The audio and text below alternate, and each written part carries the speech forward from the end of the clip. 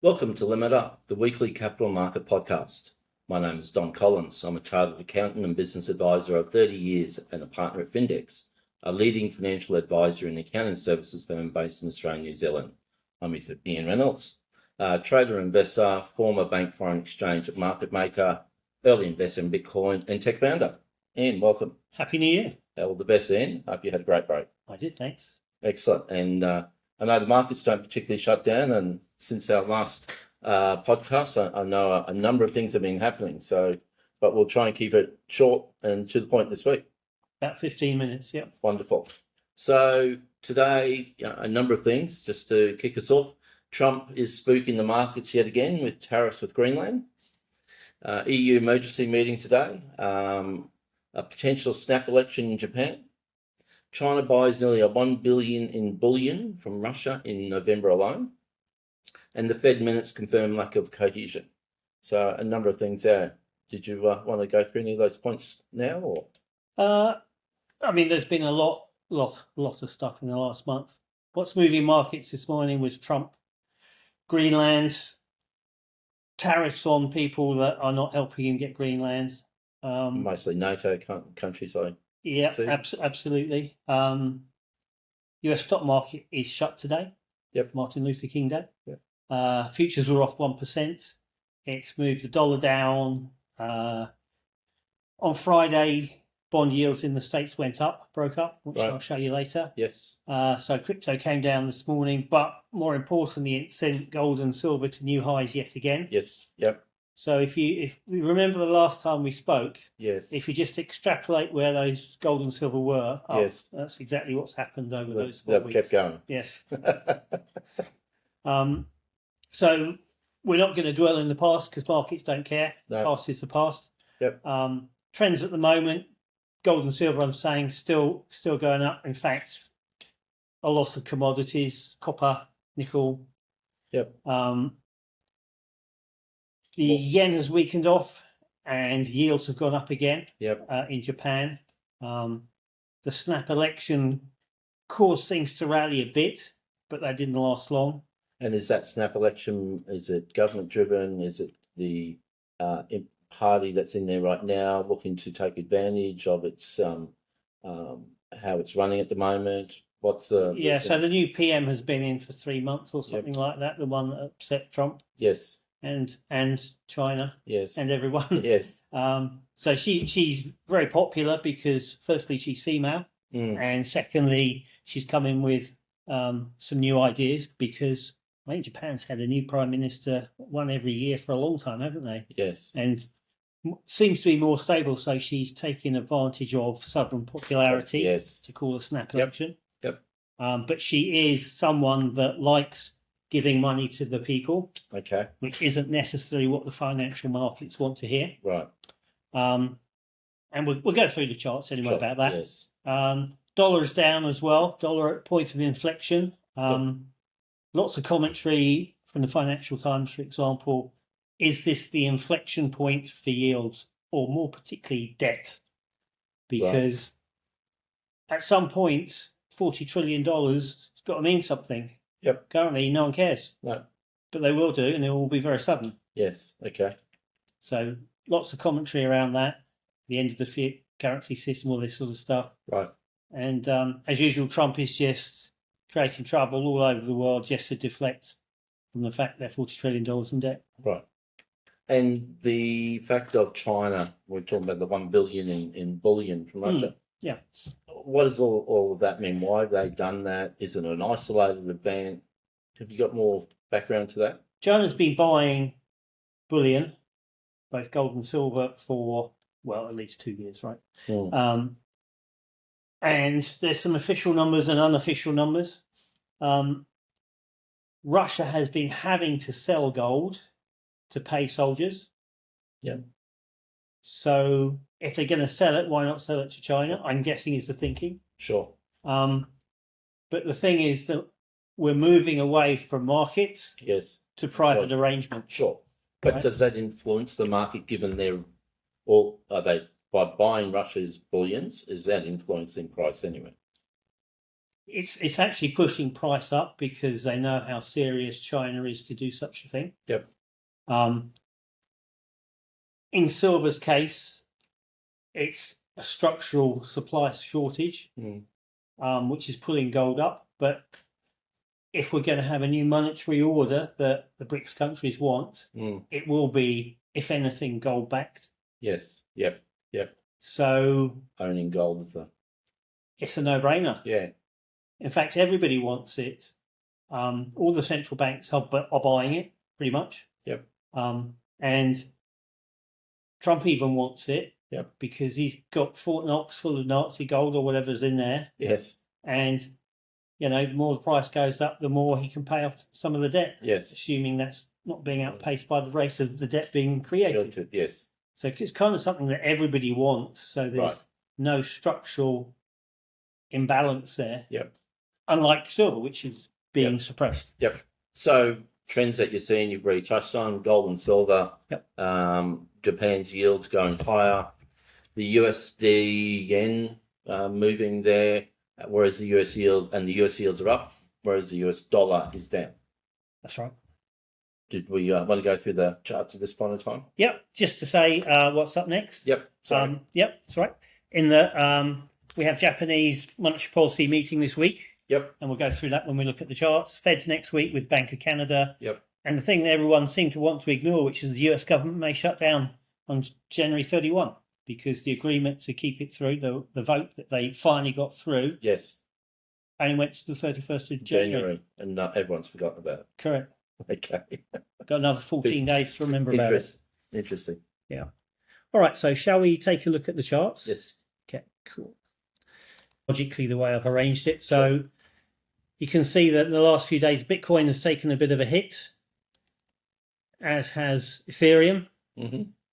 We've been buying Ethereum actually recently because tokenization of real world assets, stock exchange, stocks, real estate, everything is going to go onto the blockchain. Right. There's only one blockchain that's going to do it, which is Ethereum. Yep. At some point, you've got to buy some. Yep. Starting to build a position in that. Okay. No, don't particularly like the price, as you can see. Who would? But yeah, the blue area is kind of the buy zone, which we've bounced off of. Yep. So we'll see where that goes. Gold. So this is getting very complicated, this chart, but let's just take a look at it from the monthly perspective. And so it's just going up. Yeah, one direction. And you could say that's an aggressive move, but not really when you consider it against silver, which has just gone nuts. Yes. Right? So are they both outside of your predicted band there, are they? Yeah, totally. Yeah, which is a surprise then at the end of the day. Yeah, I mean, it could go anywhere. Yep. I have no idea where it's going to go. Yep. All I'm doing is moving my stop loss up. Yep. Yep. To protect my position. But, sure. These indicators down here, which are, esoteric to some extent, this is meant to show it's severely overbought, but it doesn't really matter because it's just going up. And it's going up because of industrial imbalance in supply, not just at bullion stage, but in raw materials and everything. That requires the commodities is just driving it as well. That's right, because the commodities in everything that is being consumed, from weapons to solar panels to computers to phones, everything. Yep. Right? Yep. So I mean that's its story, and we've been following it here on this podcast for a year, and I haven't done a trade in it for quite some time actually, because there's no point. Something in Japan is that the yen is weakening still, so this is dollar yen going up, so the yen is weakening. But more importantly, this is the 10-year yield, which has gone up for more than a year now, and has gone up a lot this morning. Right. And any particular reason why this morning compared to? Because of the US bond market, which yields broke up on Friday. So you can see we've been really in a tight range. Yep. And it's broken up on Friday, late Friday. So it's followed that with the weaker yen, with the election announcements, and really there are no buyers of Japanese debt that aren't in Japan and told to buy it. Yep. Basically, this is the 30-year, and it's just going up in a different kind of way. Sure. And yields everywhere are kind of moving up. You can see all these green numbers. Yep. But with Japan, it's what we had before the last rate rise, in that the currency has to weaken and the yields have to go up until we find equilibrium. Yes. Yep. And the market has been totally wrong about this, apart from myself, of course. Of course. Because I think the market's doing all the work for them, and they're just going to keep raising rates till some equilibrium is found, where domestic Japan investors will pull their money from overseas and put it in Japan because they've got the yield back. Right. So rather than having zero yield like they had 2 years ago, they've now got, 2, let's call it, on the 10-year, which is something, but not enough, because it's more. 3.5 in America, right? Correct. But we're getting there, and there's still more to go. Yep. So I still think these two things are going to weaken for us. So yields are going to go up, and the currency is going to go down. Yeah. So the US dollar taken a bit of a hammering today. So the uptrend, 15-year uptrend, is here. This line here. Yep. And you can see we've hit it twice, and we can't actually hit it there. So price can't even find the chart point. Yes. So most likely it will go higher, I reckon. A lot of people don't reckon that. They reckon that the dollar is being structurally moved lower by Trump, which is what he wants, right? To keep US exports competitive. But there comes a point where if you've issued euro bonds in dollars, then you've got to either pay that debt back, which never happens, or you've got to find got to borrow some more dollars. Yep. In which case, someone's got to buy the dollars. Yep. Stock markets have all gone up in the last month.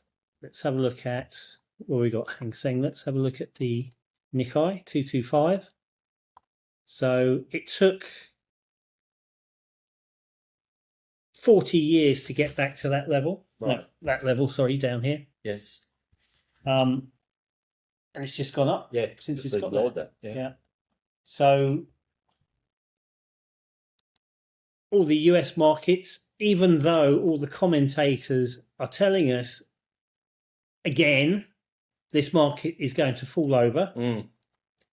This is the NASDAQ, and the high was in October, which wasn't too far ago. Sure. But, we're not too far off the high. No, and you've gone close to it several times. That's right. And if you look at the S&P, where are we? There we are. You'll see that we are actually at the high. Yes. And if you look at the Dow Jones, which is suddenly, after 30 years, become important again, we are literally at the high. Yep. So since this break, every commentator in the market has been telling anyone that'll listen that the market's going lower. Yeah. But it hasn't. It's gone up. Yep. Interesting. So lots of people are short on the back of that. Yes. So when it snaps up, they've got to get out. Yep. I'd say I would be neutral in stock markets at the moment, having been long last year. Right. Okay. And that's pretty much where we are at the moment. Most important thing are the US 10-year yield.